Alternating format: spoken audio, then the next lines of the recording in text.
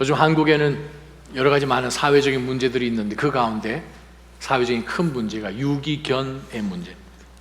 유기견이라는 것은 집에서 키우던 개를 잃어버렸든지 의도적으로 어디에 놓고 왔든지 2018년 통계가 거의 10만 마리입니다.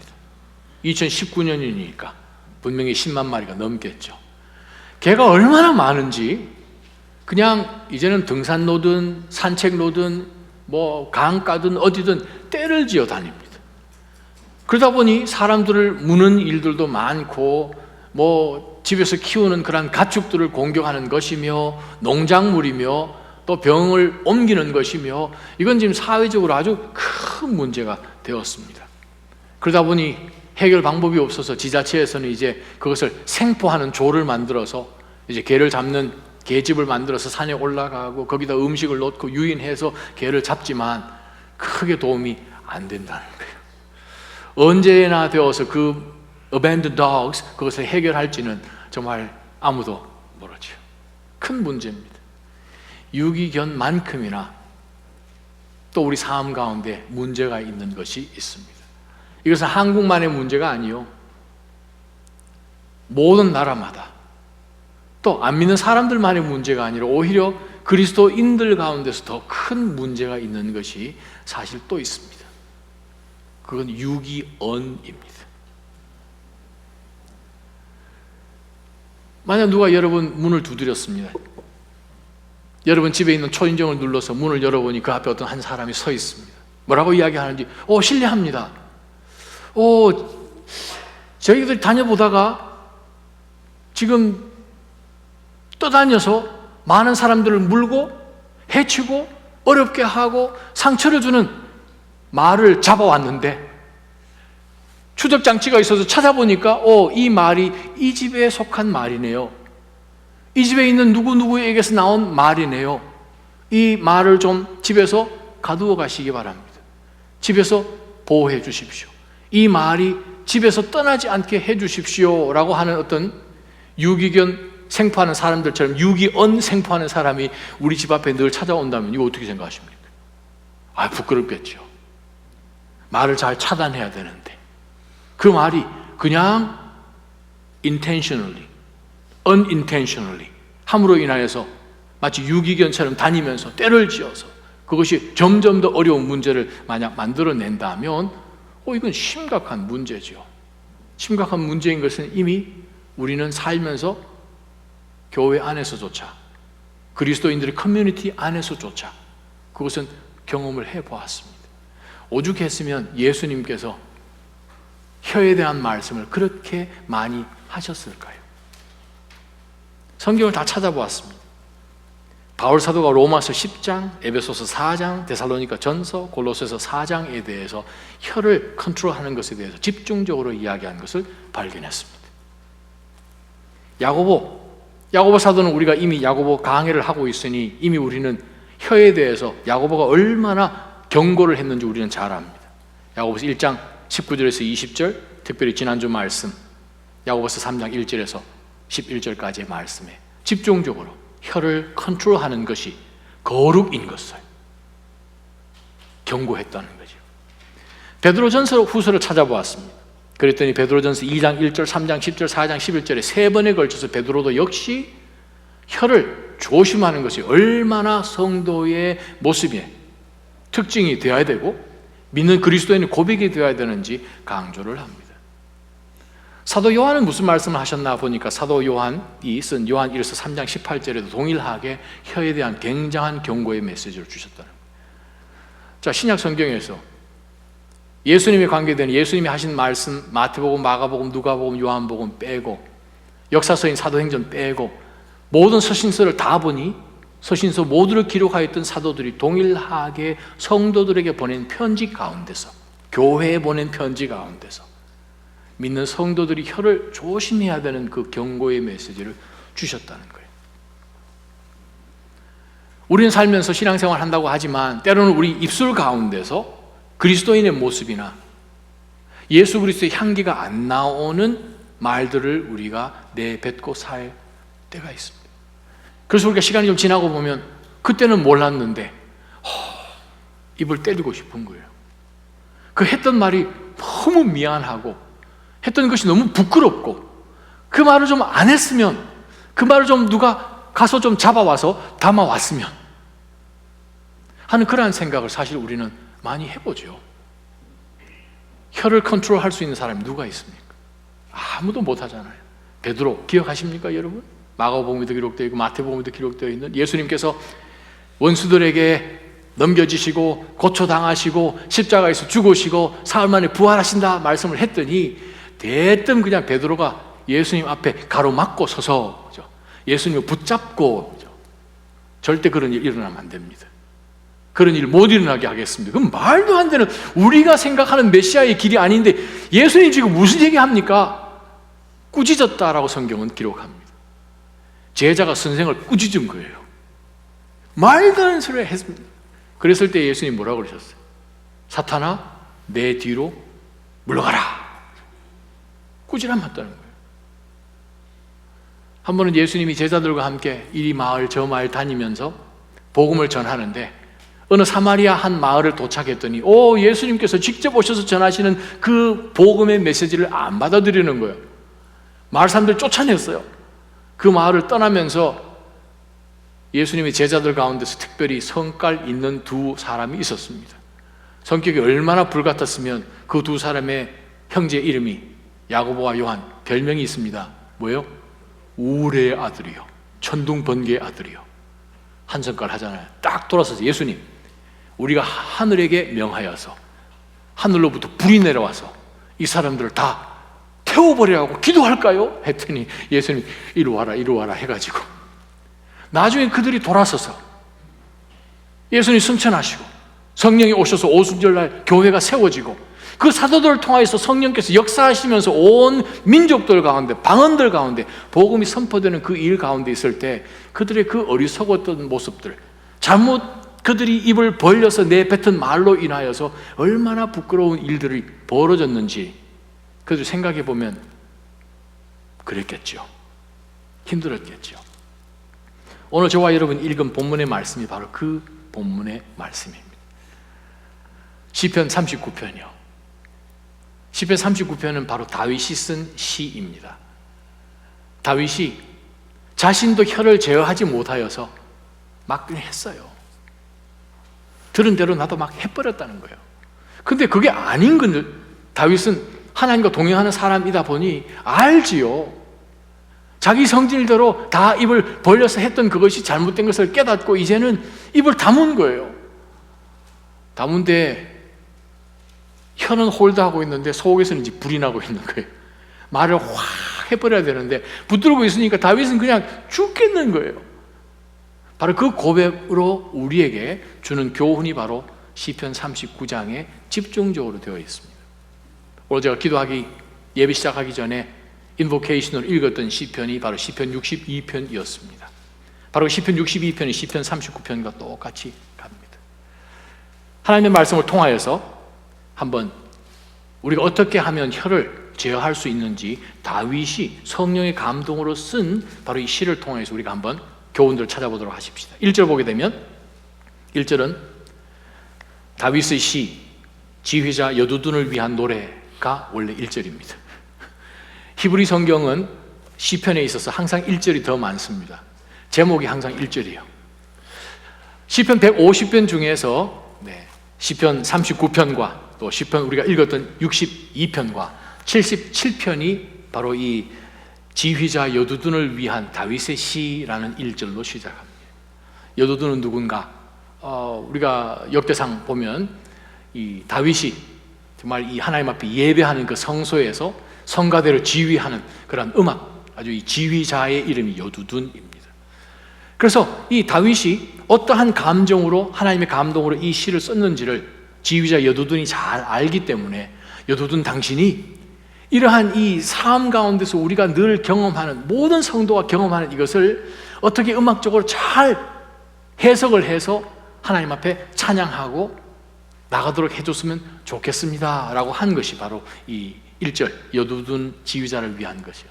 여두둔은 지휘자요. 자기 아들이 6이나 있는데 그 6도 다 악기를 다루어서 하나님의 성가대에서 아주 잘 섬겼던 것을 우리는 구약 성경을 통하여서 역대상 16장 또 25장을 통해서 잘 알고 있습니다.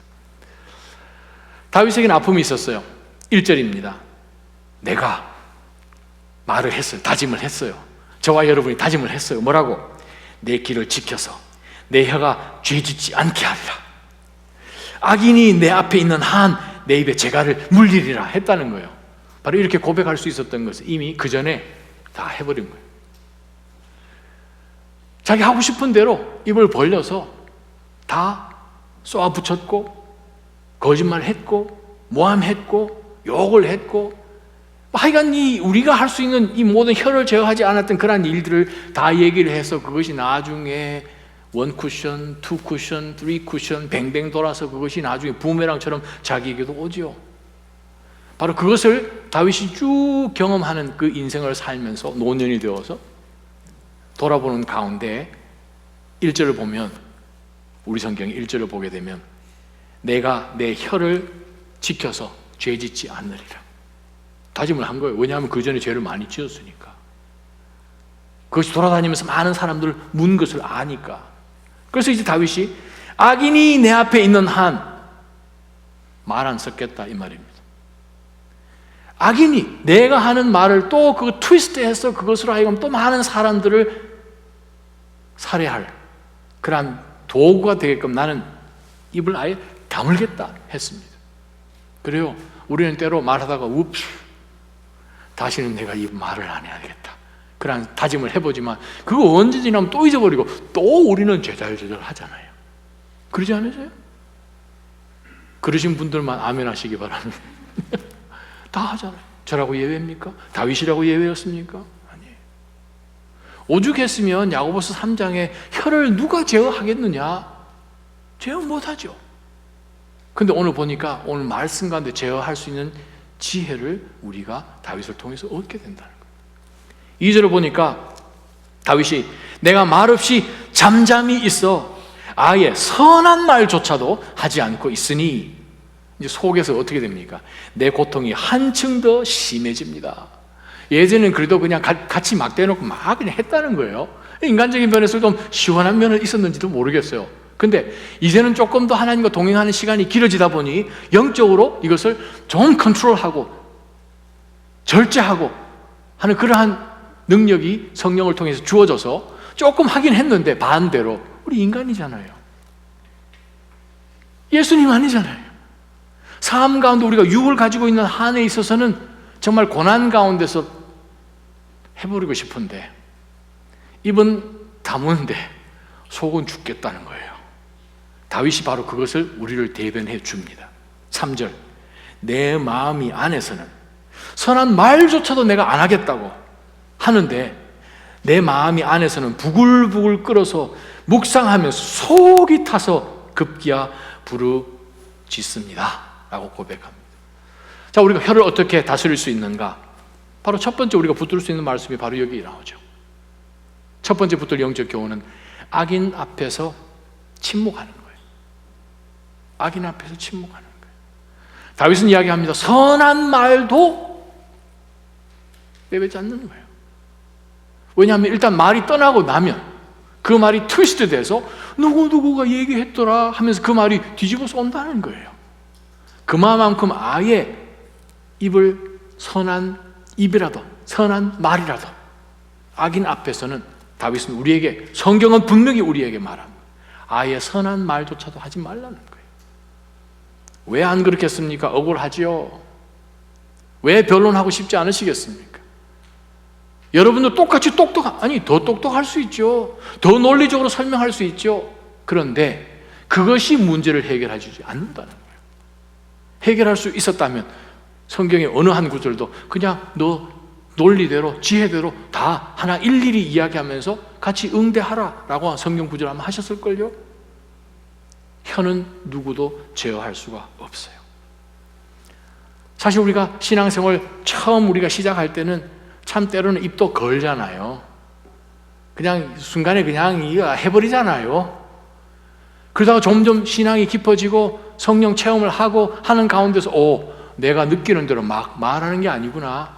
내가 하고 싶은 대로 선택해서 그 행동을 해서는 안 되는구나 깨닫게 되면서 점점 내가 할 수 있는 게 아니구나 깨달아지지요. 바로 그 프로세스를 사실은 다윗이 우리에게 보여주고 있습니다. 야고보서 3장 8절 말씀, 혀는 그 누구도 능히 길들일 수 없지요.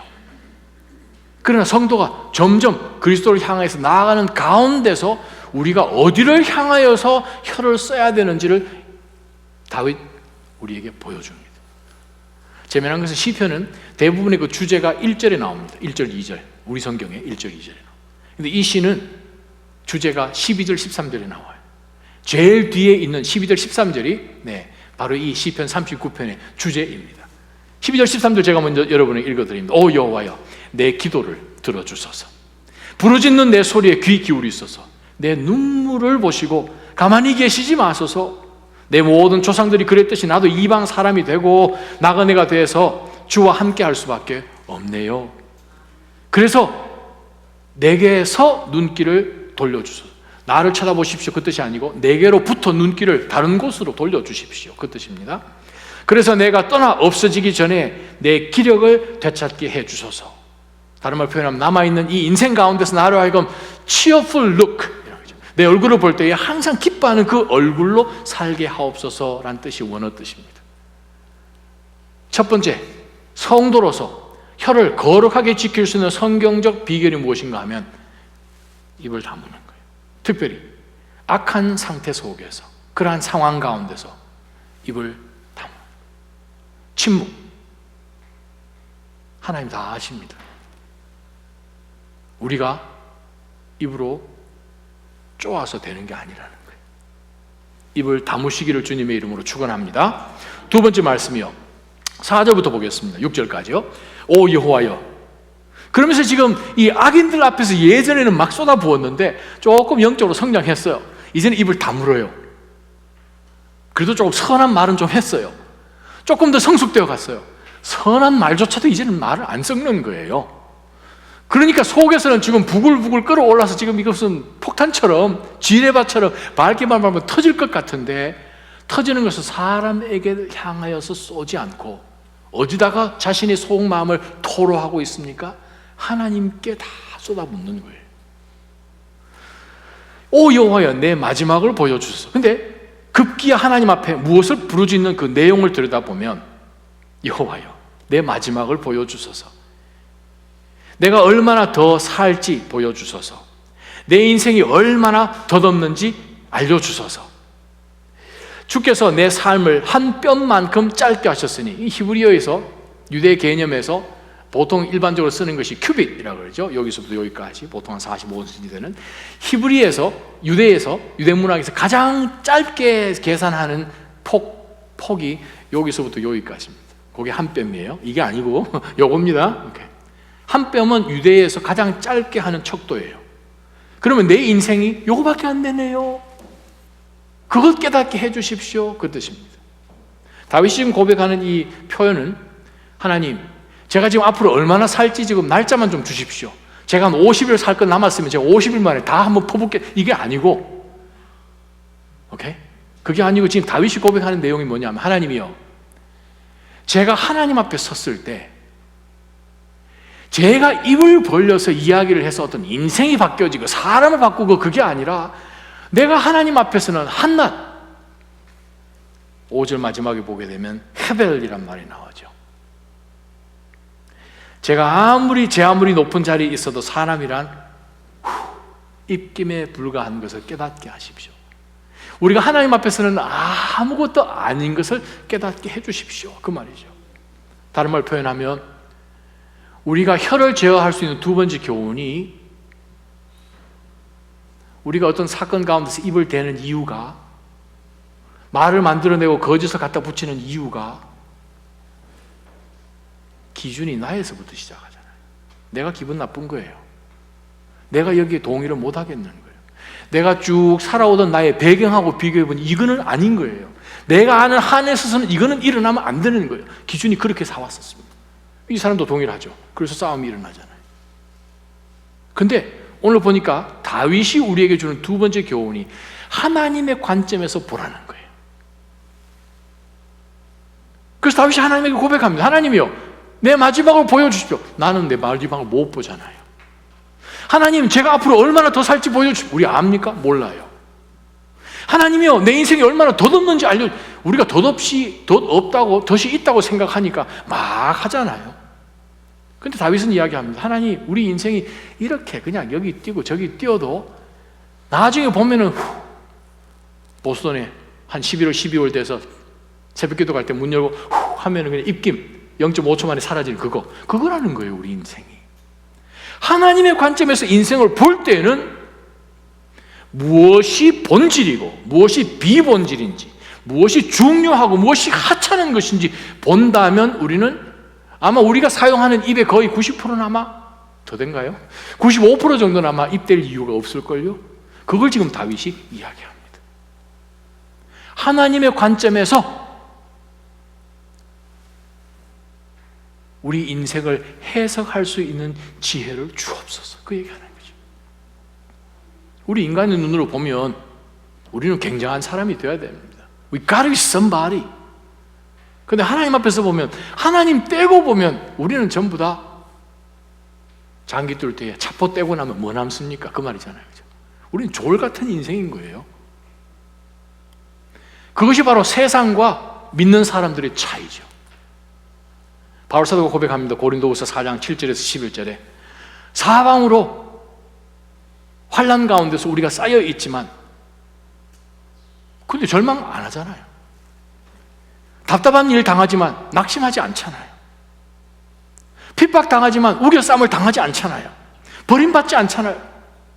넘어뜨려지지만 우리는 망하지 않잖아요. 그것이 세상과 믿는 사람들의 관점이 틀려야 된다는 거예요.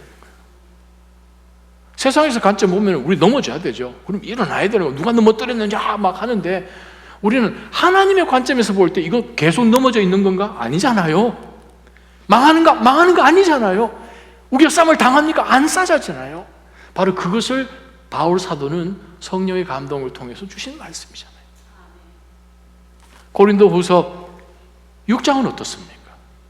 6장 8절에서 10절 보게 되면 우리는 인생을 살아가는데 영광과 모욕을 같이 갖고 산다는 거예요.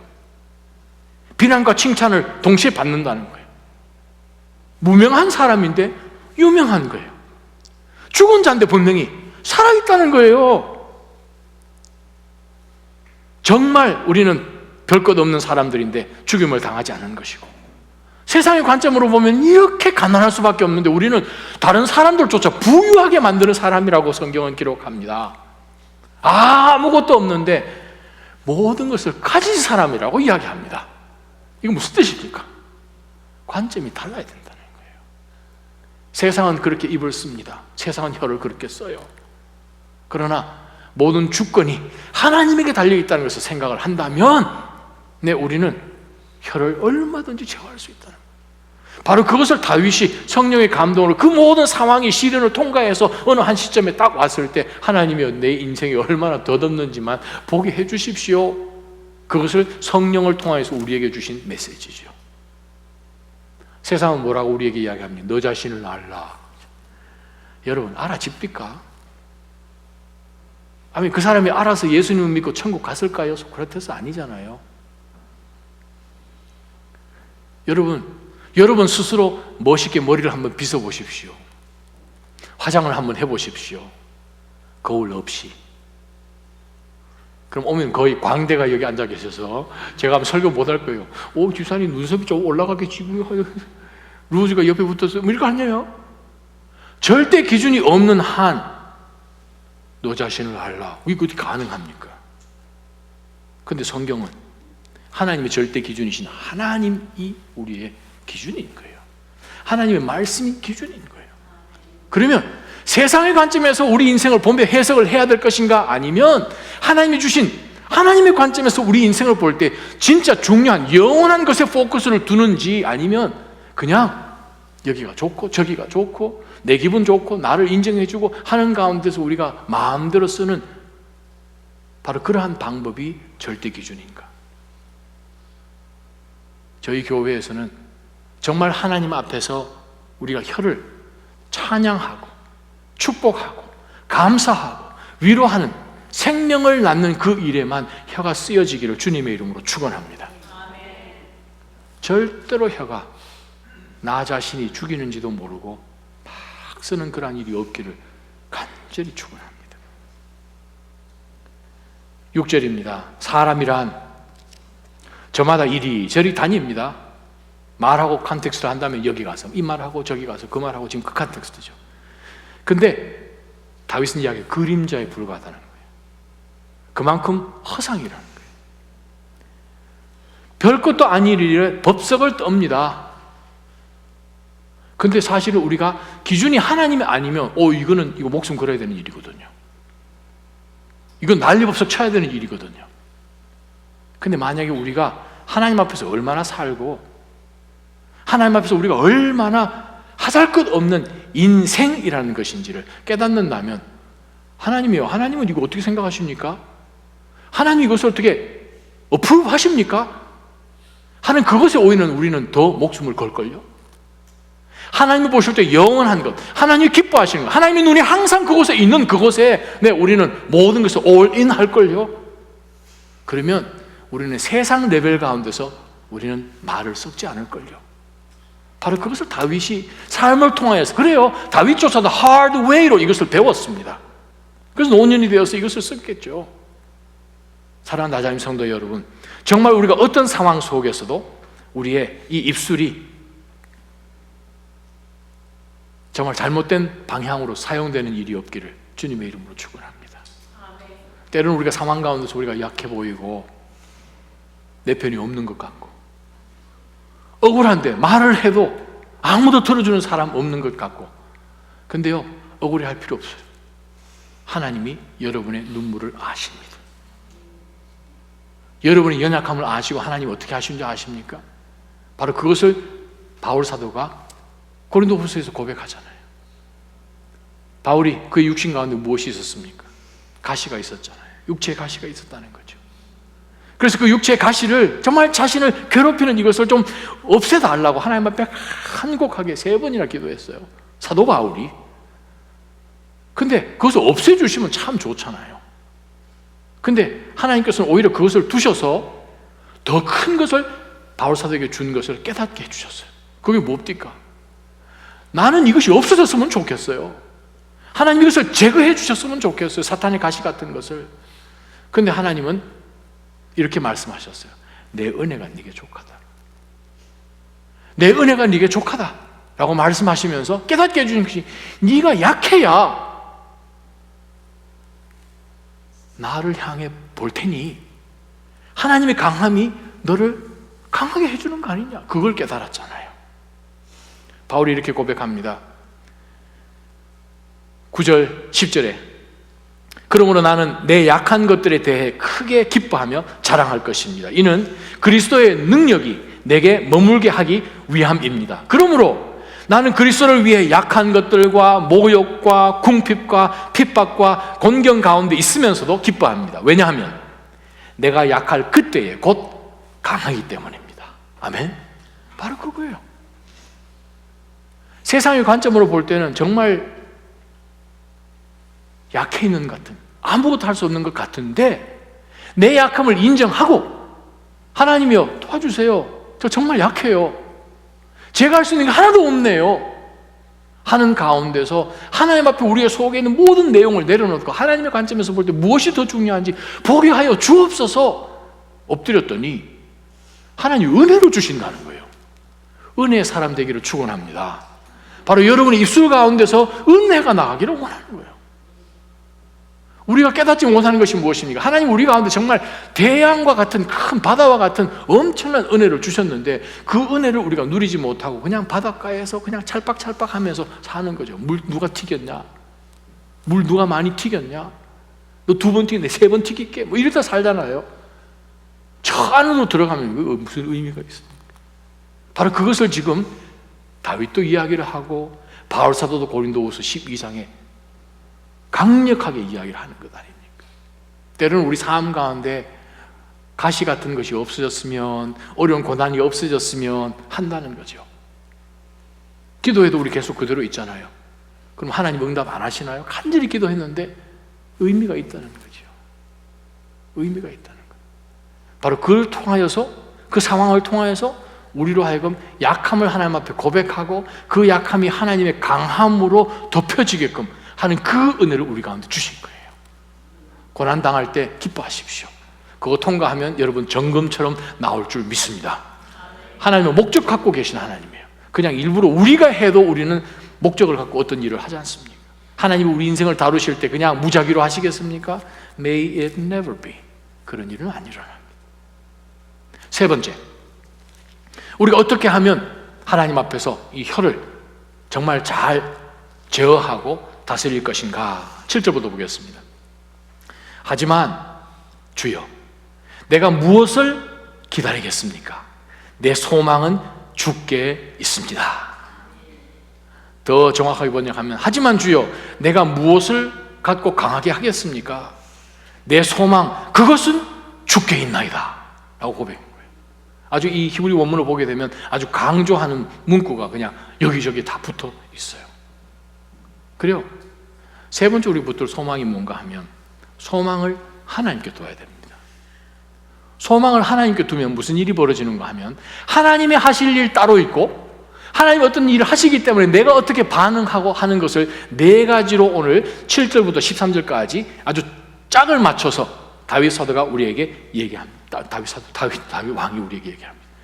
다윗 사도가 아니라 7절 봅시다. 하지만 주여, 내가 무엇을 기다리겠습니까? 내 소망은 주께 있습니다. 내 모든 죄악에서 나를 구원하시고 어리석은 사람들의 조롱거리가 되지 말게 하소서. 내가 벙어리가 되어서 입을 열지 않았으니, 이는 나로 하여금 입을 열지 않게 하신 그것이 주께서 하신 일인 것을 저 압니다. 그 말이에요. 성령의 충만함을 받은 사람, 혀의 컨트롤이 있으리라 믿습니다. 우리가 하나님께 소망을 두면요, 하나님이 하실 일은 하나님이 하시고, 우리가 하나님을 향하여서 반응한 일은 하나님을 향하여서 반응하게끔 하십니다. 그것이 무엇인가 하니 7절, 8절, 9절에 보게 되면, 하나님에게 소망을 두면 하나님은 나의 죄를 사해 주시고 나를 실수와 조롱거리에서 구해내시는 것은 하나님이 하시는 일입니다. 우리가 그 하나님에 대해서 반응하는 것은 무엇인가? 우리는 그냥 그저 입을 다물고 있는 거죠. 언제 벌립니까? 기도할 때 벌리고 찬양할 때 벌리고요. 바로 그것 말씀하시는 거예요. 다윗이 왜 입을 다물었다고 합니까? 이것은 하나님께서 입을 다물게 하시고 하나님이 역사하시는 그 일이기 때문에 내가 입을 하나 더 댄다고 해서 일이 안 벌어지는 것을 다윗이 알기 때문에 7절부터 13절까지는 하나님과의 교제에 대해서 다윗이 집중적으로 이야기합니다. 나자님 성도 여러분, 우리가 입을 다물 때, 아니 우리가 하나님을 신뢰할 때, 소망을 하나님에게 둘 때, 하나님께서는 우리의 허물을 제하시고 죄를 사해 주시고 우리의 모든 고난 가운데서 건져내시는 것은 하나님이 하십니다. 우리는 입을 다무시기 바랍니다. 다시 한 번 더 강조하잖아요. 왜요? 입을 다물게 하신 것은 하나님이시라는 거예요. 또 우리가 소망을 둘 때 어떤 일이 벌어지는지 보십시다. 10절과 11절입니다. 주의 채찍을 내게서 없애주소서.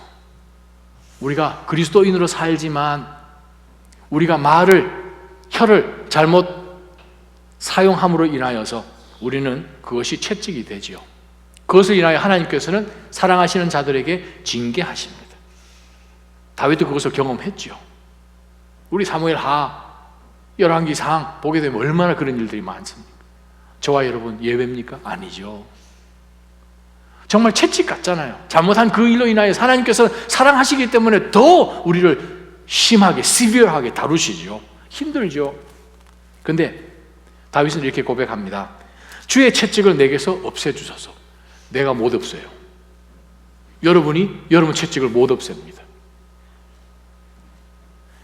근데 다윗은 기도하기를, 주께서 손으로 치시니 내가 거의 죽겠습니다. 원수가 나를 치는 것하고 하나님이 나를 치는 것하고 이건 강도가 틀립니다. 할렐루야. 하나님께 맞기 전에 피하는 것이 지혜입니다. 할렐루야. 네, 우리 학교 다닐 때 남자들은 학교 우리 교련 선생님들한테 우리 많이 혼나고 막 그러잖아요. 아무 이유 없이. 그때 유행한 말이 있잖아요. 맞아서 울지 말고 맞기 전에 피하자. 참 그 진리입니다. 진리. 근데 오늘 보게 되면 다윗이 주께서 손으로 치시니 나 거의 죽겠습니다. 11절입니다. 주께서 죄 지은 사람을 꾸짖어 고쳐주실 때 그가 소중히 여기던 것을 종이 옷을 먹어버리는 것처럼 사라지게 하시니 사람이 이렇게 입김같이 헛되네요. 무슨 뜻입니까? 하나님 앞에 간구하고 하나님께 소망을 두면 하나님께서는 우리가 죄를 지어서 잘못해서 하나님 앞에 오만하게 행했을 때 일어날 그 모든 채찍들을 하나님은 제어해 주시고요. 우리는 어떻게 됩니까? 우리는 하나님 앞에 더 겸손하게 되는 거예요. 하나님은 채찍을 우리에게서 제어해 주시면 우리는 하나님 앞에 더 겸손해짐으로 인하여서 하나님과 관계가 더 돈독해지는 거예요. 그것이 바로 하나님을 소망한다라는 뜻입니다. 다윗이 살면서 얼마나 자신들이 했던 그 말, 자기가 했던 그 말을 통하여서 일어난 일들 되돌렸으면 하는 그런 말이 얼마나 많았겠습니까? 그것을 돌아보면서 다윗은 고백합니다. 우리가 하나님 앞에 간구하고 소망을 하나님 앞에 두면 하나님이 이 모든 것들을 제어해 주십니다. 제거해 주시고 우리는 하나님 앞에 더욱더 겸손하게 나가는 거죠. 세 번째요, 12절 보게 되면 우리가 하나님 앞에 소망을 둘 때에 하나님은 무슨 일을 하시고 우리는 어떻게 하나님을 반응하는지 12절을 이렇게 이야기합니다. 오 여호와여, 내 기도를 들어주소서. 부르짖는 내 소리에 귀 기울이소서. 내 눈물을 보시고 가만히 계시지 마소서. 내 모든 조상들이 그랬듯이 나도 이방 사람이 되고 나그네가 돼서 주와 함께 할 수밖에 없습니다. 12절 말씀은 하나님은 우리의 기도를 응답하신다는 거예요. 고난 가운데 하나님 앞에 소망을 두고 속에서 부글부글 끓는 이것들 하나님 앞에 다 토로하고 우리의 속 심령을 하나님 앞에 내려놓을 때 하나님은 하나님 하신 일 하십니다. 무슨 일 하십니까? 기도 응답하세요. 기도 응답하십니다. 그럼 우리가 해야 되는 것은 우리 그냥 나그네처럼 살면 됩니다. 우리가 아웅다웅하는 이유가 무엇입니까? 여기서 영원할 것 같으니까 아웅다웅하지요. 바닷가에 여러분이 가족 데리고 여러분 휴가를 갔다고 생각해 보세요. 모래성을 지었어요. 딸아이하고 아들아이가 모래성을 만들었는데 모래성 만드는데 네가 내 모래 더 많이 가져갔다 그러면서 막 싸웁니까? 그 모래는 집에 들고 오지 않잖아요. 해변까지 다 싣고 오는 거잖아요. 남겨두고 오는 거잖아요. 여러분 혹시 여행 다니시면서 호텔에 2박 3일 2night 여러분 레저베이션 하셨는데 거기 들어가셔가지고 거기 있는 커피 메이커 마음에 안 들다고 앞에 있는 월마트 가서 커피 메이커 더 좋은 거 사다 놓으십니까? 침대가 마음에 안 들어서 가서 그냥 침대 요며 뭐 벽에며 다 바꾸십니까? 변기 사이즈 마음에 안 들어 다 바꾸십니까? Nobody does that. 무슨 뜻이에요? 우리는 이 땅 가운데 나그네로 사는 거예요. 영원하지 않기 때문에 잠깐 있다 없어지는 것에 우리는 목숨 안 걸거든요. 영원한 것에 목숨 걸며 사실은 주님 이름 되기를, 주님의 백성 되기를 축원합니다. 그거밖에 없어요. 제가 한 구절 말씀 읽어드리죠. 히브리서 말씀이지 않습니까? 히브리서 11장 9절, 10절, 11절 말씀이에요. 믿음으로 아브라함은 약속의 땅에서 다른 나라에 사는 이방 사람들처럼 잠시 머물렀는데 그는 동일한 약속을 함께 받은 이삭과 야곱과 더불어 장막에 거했습니다. 그 이유는 그가 하나님께서 친히 설계하시고 건축하신 견고한 터 위에 세워진 도시를 고대했기 때문입니다. 이쯤 마음에 하셔야 되는데요. 다시 제일 마지막 구절. 하나님이 건축하신 견고한 터 위에 세워진 도시를 고대했기 때문입니다. 아멘. 오늘이요. 아브라함이 장막에 거할 이유가 전혀 없습니다. 자기는 태어나서 자란 곳이 장막이 아니었거든요. 캘디스 지금도 계속 발굴하고 있지만 그 당시에 사는 사람들 벽돌집에 살았습니다. 수세식 변소 있었고요. 지금부터 4,000년 전에. 근데 지금 하나님께서 어디로 갈 바를 알지 못하고 가라 했을 때 갔을 때 가나안 땅을 쫙 봤을 때는 아주 기가 막혔을 거예요. 뉴욕에 살다가 저기 뭐 스톤햄 이런 데 가서 살라 그러면 기가 막히죠. 저희 딸이 뉴저지 살다가 어릴 때 왔는데 2층 이상 건물이 없는 거예요, 우리 동네에. 그리고 뭘 사러 갔는데 몰이 있는데 전부 2층으로 된 그냥 동네 조그만, 그게 이제 이 동네 사람들 이야기하는 몰이라는 거예요. 그래서 한 번은 제가 저쪽 교회에 있을 때 목회자들 전부 다 모아서 한번 뉴저지로 한번 가서 우리가 1박하고 올 때가 있었죠. 뉴저지 가서 거기에 뭐 별로 제일 크지도 않는 그 몰을 한번 데려갔더니 전부 다 입이 벌려져가지고 제가 한 사람마다 입을 다 닫아줬어요. 몰이 이렇게 큽니까? 저와 여러분 하늘나라 딱 도착하는 순간 아마 이게 떨어질지도 모르겠어요. 연습 많이 해야 됩니다.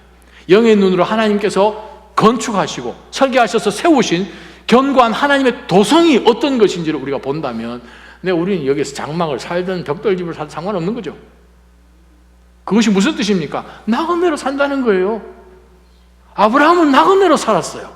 나그네의 영성을 이삭과 야곱에게 주었기 때문에 그들은 굉장한 문화 가운데 살다가 가나안으로 왔지만 그들은 어떻게 살았습니까? 장막 가운데 살았다는 거예요. 다윗 왕이었습니다. 통일 왕국의 2대 왕이었잖아요. 영토를 얼마나 점령 많이 했습니까? 근데 다윗이 고백하면서 그의 왕국은 강력했어요. 다른 주변의 나라들이 다 조공을 바쳤어요. 근데 다윗이 고백하는 것은 무엇입니까? 하나님이요, 나도 이방 사람이 내 조상처럼 되고 나그네가 되어서 주와 함께 있는 이게 최고네요. 그거 고백한다는 거예요. 소망을 하나님에게 두시기를 주님의 이름으로 축원합니다. 13절 마지막이요. 우리가 소망을 하나님께 둘 때 하나님은 어떻게 하시고 우리는 어떤 반응을 보이는지 네 번째 짝을 보겠습니다. 내게서 눈길을 돌려주십시오. 그래서 내가 떠나 없어지기 전에 내 기력을 되찾게 해주소서.